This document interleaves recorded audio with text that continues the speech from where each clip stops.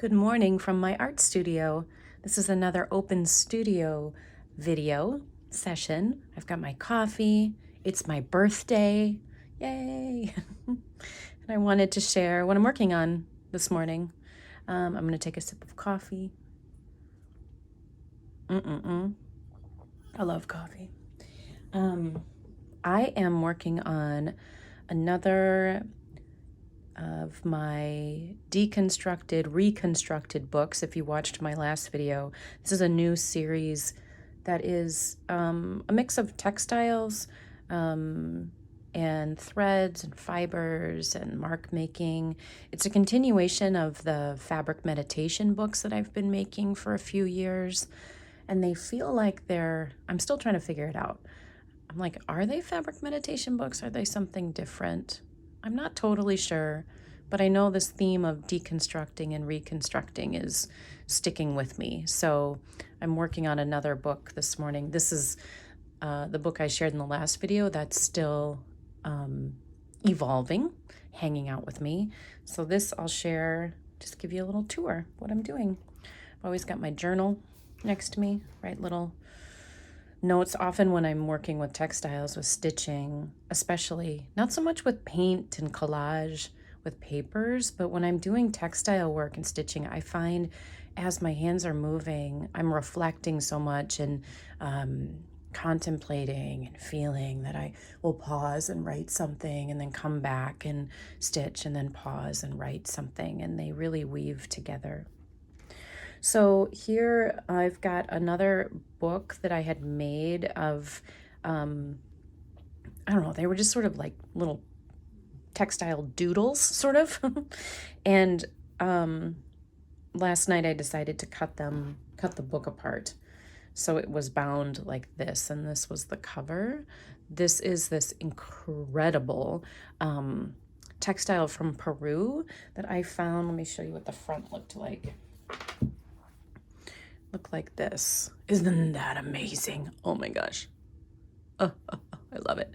So I was at an antique store in Oregon in the United States, and when I was out there teaching for an art retreat a few months ago, and we gave all our students, I co-taught it with a friend of mine, Minette Riordan, amazing artist, and we gave our students an assignment to go to the antique mall and find a material or an object to incorporate into the prayer flags that we were teaching people how to make.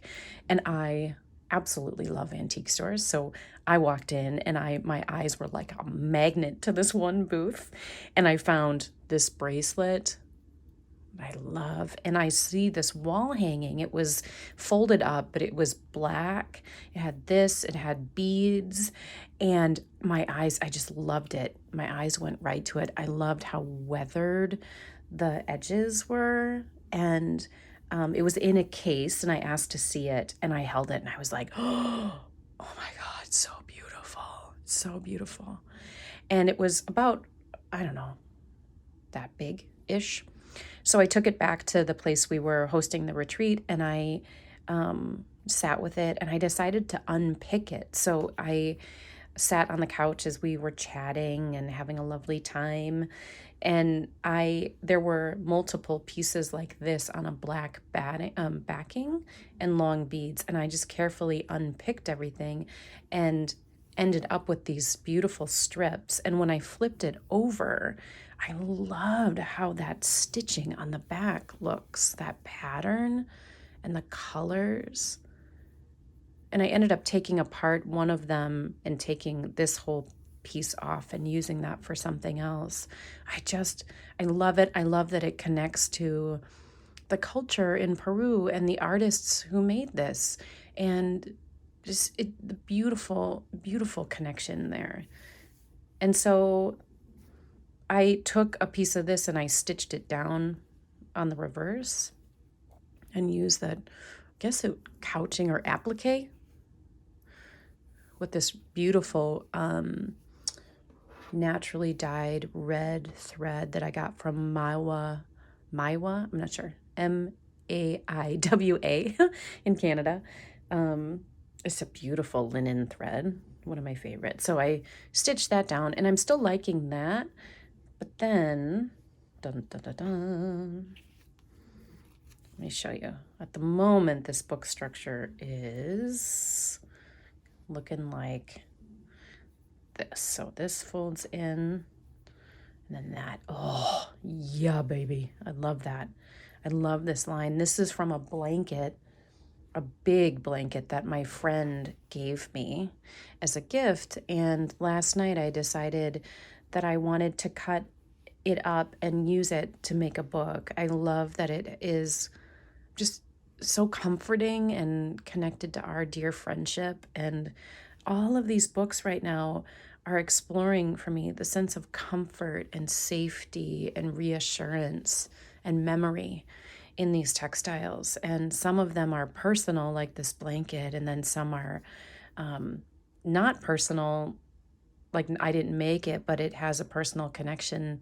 Well, one, because I love it and think it's so beautiful, but also the memory of being on that retreat with my friend and teaching art to these beautiful souls and making prayer flags, and the fabric meditation book I took apart for this one that was also on I made on a retreat that I was teaching at. So there's all these layers of personal memory and this sense of needing comfort and exploring, like being wrapped and being held, like in a hug, that softness, that sense of care, and how much that's what I'm needing right now in my life, and working through some a very challenging mental health journey, and connected to being really sensitive and just finding my footing again in a more stable and grounded way, and learning more about the power of my mind and my emotions. And it's been a really hard time, to be honest. And so I'm finding these books are this deconstructing and reconstructing theme is so powerful for me, but also the wrapping, the being held, the being hugged, the being cared for, even the just touching the materials like this brings tears to my eyes. It's like, it's gonna be okay.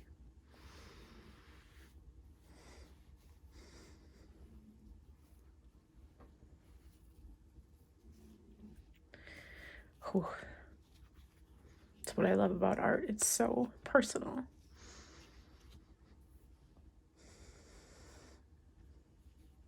And healing. And then I use my sleeve to wipe my tears. And that's fabric too. I think so much right now about the comfort of fabric and cloth. Whew.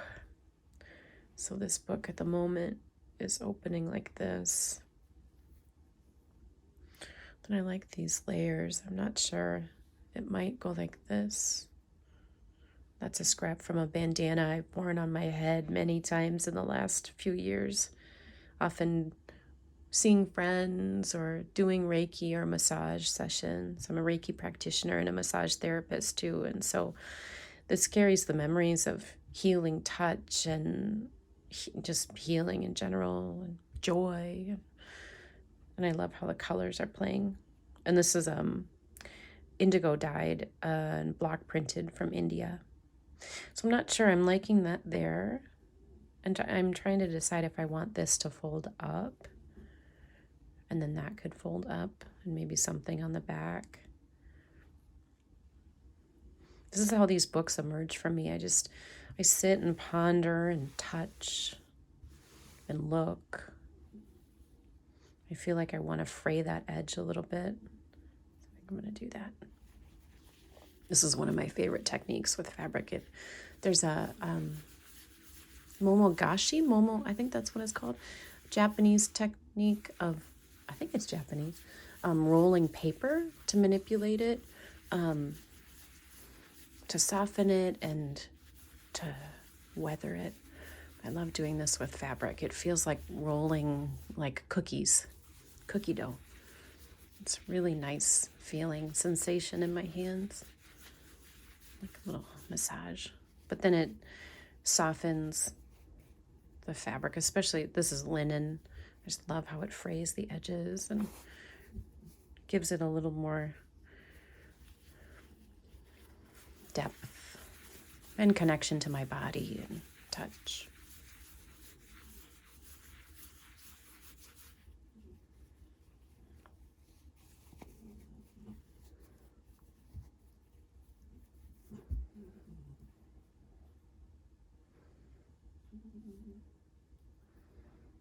I kind of want that one to fray too, but I don't really want to scrunch that up. So I'm just gonna leave it like that and see. Oh, I just love the poetry of those stitches, the movement though. It's almost like a waterfall, or like it reminds me of that marble game. Remember, like you drop a marble and it goes doot, doot, doot, doot. That pattern reminds me of that. And I love that turquoise line right down the middle. So I'm not sure what's going to be next here. And I wanted to show this because this is how I work. Just sit here and look around and think and flip and flip and flip, and eventually make a decision. Kind of like that flipping up. Yeah, I think I'm going to go with that. But I'm always looking at these edges too to see if I like the way that they flow together, the shapes, the forms, or if they feel awkward at all. And I have such a sensitivity to details. And sometimes I'll notice like the tiniest little edge, or like, when a picture frame is off kilter on a wall, I notice that and it drives me crazy. So it's the same thing when I'm looking at the edges or little details in my art. And it's like I cannot look away until I resolve it. So I'm just looking to see. I don't see anything there like that. And now I'm trying to decide if I want another page or if this feels good. What if I put this under here?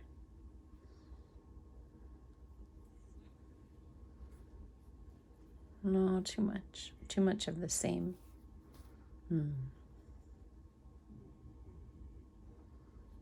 What if the blue?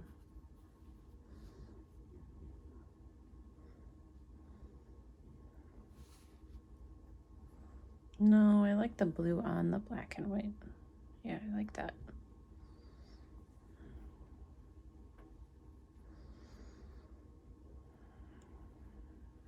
So I'm always working intuitively and analytically together. I like how this, just like plop these down. This is a hand spun linen from Miwa too that's made with, it says kashim. It's an iron mixture. It's got a really, really lovely charcoal look to it. And I like how those are playing. Possibilities. The binding. I like that you can see what was left of the pages. Fragments. Let's see.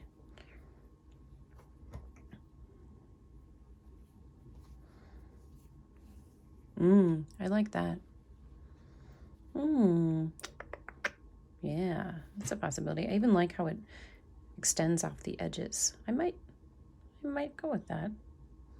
Okay, we'll let that sit. Then I've got the tassels. So this was the edge of the blanket. I really like the texture of it. And I'm not sure what I'm going to do with this. I feel like I don't know.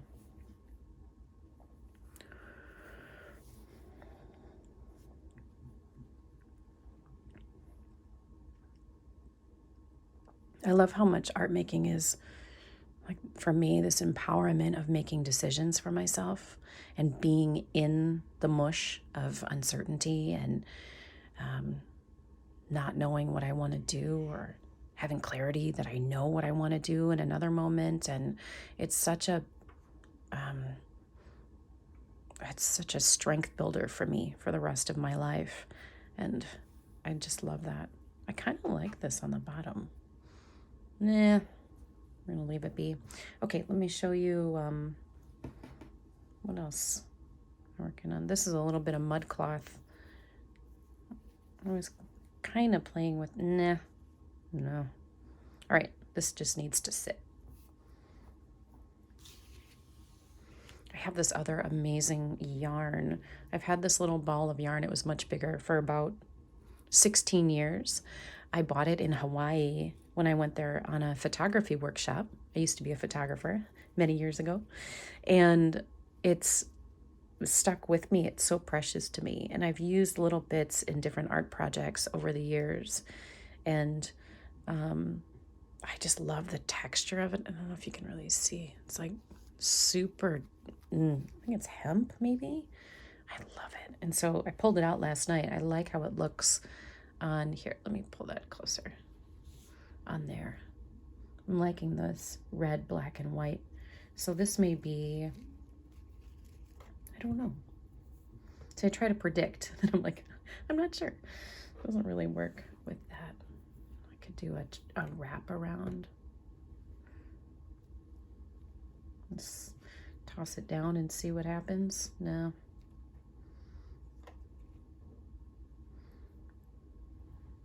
No, we'll see. So that's a possibility. Okay, and then I want to show you a couple of things I'm being inspired by at the moment. This magazine in her studio, do you know this magazine? I got this at my favorite bookstore the other day in my hometown, and it is so beautiful.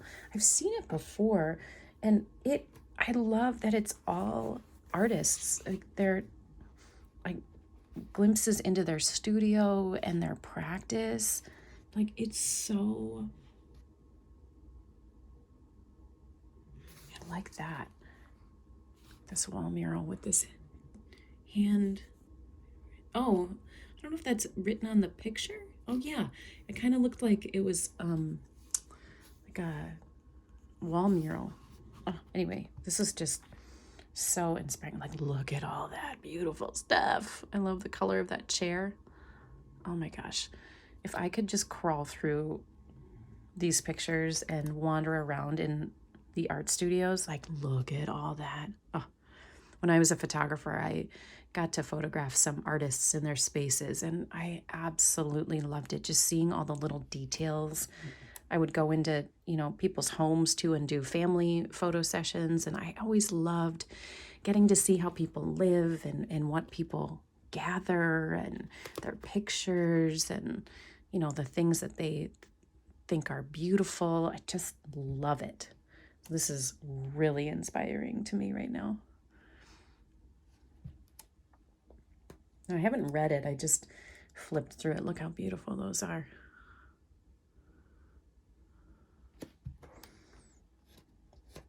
I feel like I'm in a cozy retreat. I love that. That font is really beautiful. I might cut up some of the words too. Pictures, we'll see. But I feel like I'm in a place of really filling my creative well at the moment with new inspiration, new ideas, new artists that I'm finding. Look at that little magical world. So I feel like I'm always doing that, but I'm in more of a chapter of that right now. Just hungry for inspiration. Look at those colors, so warm. Yeah, so this is really, look at that detail. Oh, it's delicious. That's beautiful.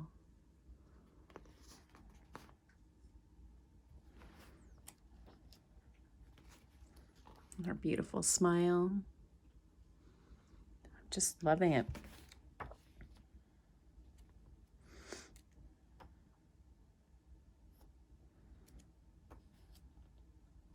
Each artist has such an entire universe that we work in and that we're inspired by, and it's so intimate and private, and to get to have little glimpses of it is just, and to share glimpses of mine is just so inspiring. Okay, so that's something that's inspired me. And then one more book I found at the same bookstore I wanted to share. This Water of the Sky, a dictionary of 2,000 Japanese rain words.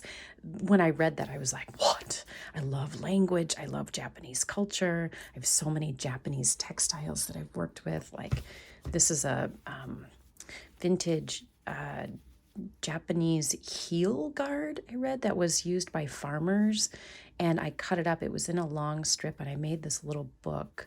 You can see it's hand stitched with sashiko stitches, and it's all faded and worn. It's dyed with indigo. It's just absolutely exquisite, super thick. And I love wondering about the farmers who use this and their connection to the land and endurance and struggle and the quiet moments of being connected to growing things. And I don't know. Yeah, I just love it. So yeah, Japanese textiles and show up a lot for me, or have. This is another one, a little fabric meditation book I made with all Japanese textiles, Boro textiles that I unpicked and stitched very subtle stitches there. Like I used the thread that I unpicked and restitched it.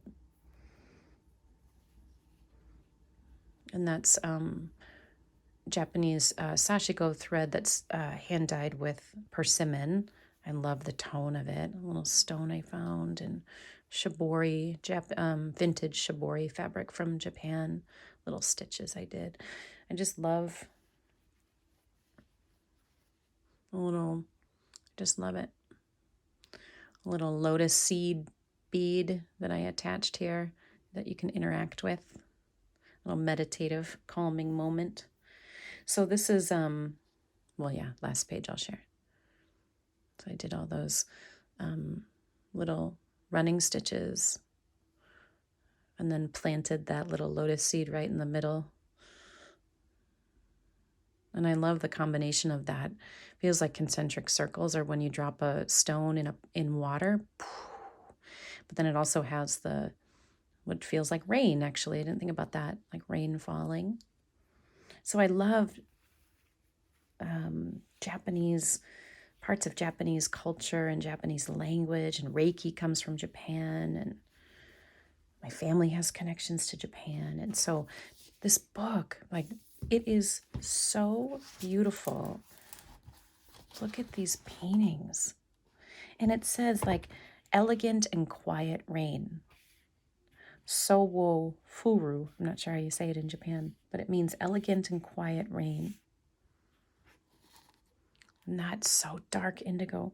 That says, I'm not sure how to say that in Japanese. It means rain that falls during the Tanabata Star Festival night of July 7th.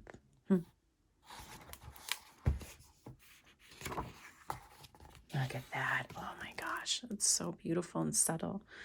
Kawame, maybe? A tiny little light rain. Oh, a tiny little light rain. Look at that one. I don't know if you can see that. W-A-U, night rain. Oh, that's so beautiful. I would love to see the original of that. This one is Patsuri, rain falling in drops. Oh, that's gorgeous too. I'm not sure how you say that. Sharing an umbrella with someone. Oh, romantic rain. Oh, that's sweet. I was going to try to pronounce it, but I can't. So I'm so inspired by all of it. The beautiful paintings, the depth of language, the poetry of the language, and that there are so many words for rain. And in English, there's so few, like, that I can think of. Rain, drizzle, pour. I don't know. I might think about that. I just got this picture of like a pitcher above me, like pouring the rain down. I love the imagery of language. So this is spending time with me. And I love how it, talks to some of the projects that I've made. And I love those cross-cultural connections. Soaring rain, God's souls, birds fly in the sky. So this is gorgeous. I'm loving it. This looks like falling stars. You see that? That Ame no Inori, rain prayer, praying to the gods and the Buddha for rain. Beautiful. Heavy rainfall. Niwatasumi. I don't know. Gorgeous. So that's inspiring me. It's called Water of the Sky, a dictionary of 2,000 Japanese rain words by Miya Ando. Gorgeous. Love it. And I think that's, oh, maybe I'll share these, the last thing I'll share are these postcards that I found the other day at my favorite local bookstore. And it's this world of patterns. They're by Christine Chitnis, and they're photographs. She's a travels the world. There's a writer and a photographer, and I was so drawn to those colors. So what I've done is I took one, well, I'll show you. So they're all beautiful, beautiful, beautiful, beautiful. Like, look at those. I already see them like, oh, those are talking to each other. I love old doorways. This is my favorite, favorite, favorite. There's duplicates, so I put, let me tip my camera so you can see my altar over here. See over there? I made these little air dry clay alcoves. There's 3 there. And then I put this postcard and this, see, up against them. I'm like, oh my gosh, look at how they are friends. I love, love, love, love, love, love it. Yeah. Okay, let me show you a few more. It's kind of a fun angle. Look at this one with the peacocks. I'm finding these just gorgeous and delicious to look at, but then I love reading the back of where they are in the world. And then I'm looking at the patterns like, what? And I might just keep them as postcards or cut them up. And I already cut one up. I'll show you what I did with it. And or just to study the patterns and the colors and absorb all of that into my inspiration well inside me. Look at that architecture. It's like, holy crap. Amazing. I love that. And looking at these makes me feel like I'm traveling the world. And it reminds me now, like when I lived in China, I'm having little flashes, or when I went to Thailand, and I love prayer flags. So these are really, really inspiring me at the moment. And I just love color so, so much. Beautiful. Sunflowers. I love those tones. Like a sunrise. So yeah, they just go on and on. Look at that embroidery. Come on. Let's see where that is. Traditional embroidered Portuguese festival costumes known as trajes vianesa. Portuguese. And these are Portuguese hand-painted tiles from the 17th and 18th centuries. Come on, look at how beautiful they are. So this is the one that I cut up yesterday. Let me show you what I did with it. That other little fabric book that I have been working on that I shared more about in my last open studio video. This one, let me turn this back down. So I took, there's a little thread and needle waiting for its next move. So I cut one of those little squares and I glued it down right there. Hopefully that focuses. And I'm kind of liking it. It's like, let me see here. It's kind of fun to see how it, like I had it laying here. I'm like, I love how the colors and the tones were talking, with that's indigo dyed and this beautiful dark blue cotton and this kind of sandy tone. And then I just decided to cut the grid and see what would happen if I glued it down. This is all fabric so far and little found nature, but it feels very different to have a little like firm piece of paper there. So I don't know if I love it yet, but it was fun to try it. And I do like the graphic a lot.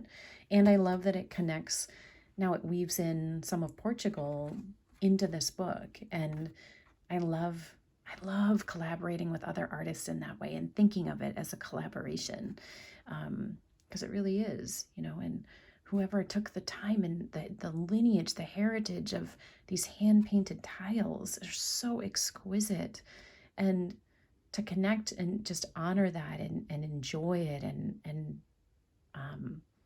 just feel so much reverence for that and sense of awe and wonder, and then to like lovingly create something of my own in my art practice with a little touch of that, and to say like, let's celebrate this, isn't this so beautiful, and to honor where it came from and not claim it as my own ever. Really just, I love pointing out, like whenever I wear something and someone says something like, oh, that's beautiful, I always say where I got it. I think there's a connection there, that excitement, but also that honoring of where it came from. And so anyway, those are a few of my thoughts.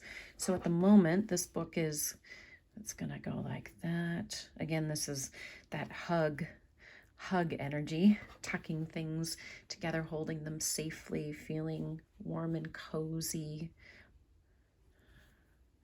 And then this opens, I'm loving all those layers still. Then this opens like that. I added those stitches yesterday, and I added this whole little bundle of goodness, remnants from one of my other fabric meditation books. And then this folds out, little sweetgrass stems that were burned. And then this goes like that. This was attached. I took that apart yesterday, and I don't know. I still like it there. I'm not sure what is going to happen. I might, whoops. I don't know. I was kind of liking that across, but we'll see. That's going to get attached somehow. Right now I'm thinking maybe across the top and the bottom. TBD. So that's what I'm working on at the moment on my birthday. Thanks for having another little studio visit with me. I hope that was inspiring in some way for somebody.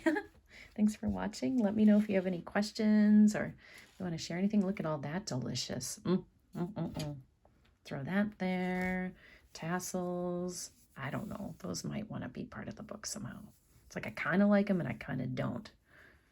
See, this is welcome to my world. Okay, I hope you make some art today, and let me know if you have any questions about anything.